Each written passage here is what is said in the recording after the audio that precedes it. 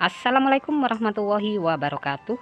Berjumpa lagi ya dengan saya di channel ini. Nah, pada kesempatan kali ini saya akan memberikan informasi terkait jadwal pencairan bantuan PKH tahap 6 alokasi November dan Desember. Lalu kira-kira kapan dan tanggal berapa cairnya?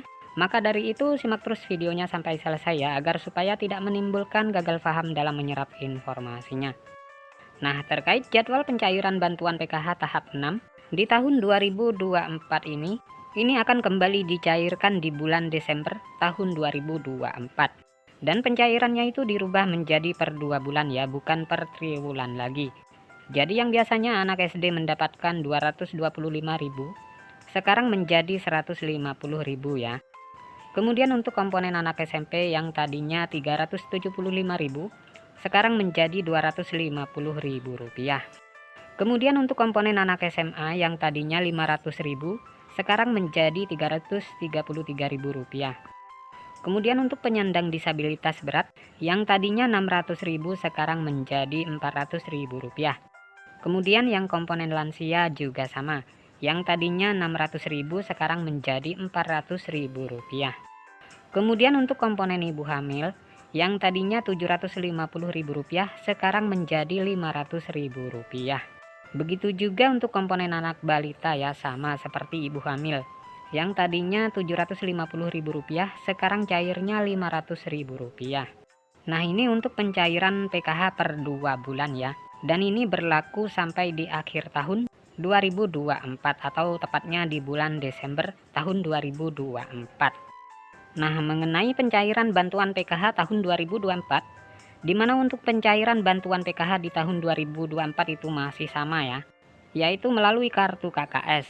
Dan nominalnya pun bisa berbeda-beda ya, tergantung komponen yang dimiliki.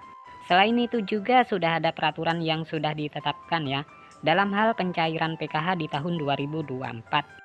Jadi untuk bantuan PKH itu adalah bantuan bersyarat ya, jadi harus memiliki komponen PKH seperti anak balita, kemudian anak sekolah SD, anak sekolah SMP, anak sekolah SMA, kemudian penyandang disabilitas, dan juga komponen PKH lansia, serta komponen ibu hamil ya. Jadi itu adalah komponen PKH ya. Jadi bukan hanya anak balita atau anak sekolah saja, tetapi ibu hamil pun sama, masuk kategori komponen PKH. Kemudian penyandang disabilitas dan para lansia juga ya. Kemudian dari ketujuh komponen bantuan PKH tersebut, ada 13 kriteria yang menentukan bantuan PKH-nya bisa cair. Yang pertama, peraturannya itu kalian harus terdaftar di dalam DTKS. Jadi mulai dari anak balita, anak SD, ibu hamil, kemudian anak SMP, anak SMA, penyandang disabilitas dan lansia tersebut harus masuk di dalam DTKS dan aktif sebagai penerima bantuan PKH. Kemudian peraturan yang kedua, di dalam keluarga maksimal hanya 4 komponen saja. Selanjutnya yang ketiga, prioritas bantuan PKH yang memiliki komponen datanya itu harus aktif dan padan antara di DTKS dengan Dukcapil ya. Selanjutnya yang kelima, jika kalian terdaftar sebagai penerima bantuan PKH anak sekolah, baik itu SD, SMP maupun SMA, datanya harus terdaftar di aplikasi Dapodik sekolah masing-masing. Dan datanya padan dengan DTKS ya, jadi tidak boleh ada perbedaan. Kemudian peraturan yang keenam, untuk komponen PKH balita. Nah, yang disebut komponen PKH balita itu adalah hingga anak yang kedua saja ya.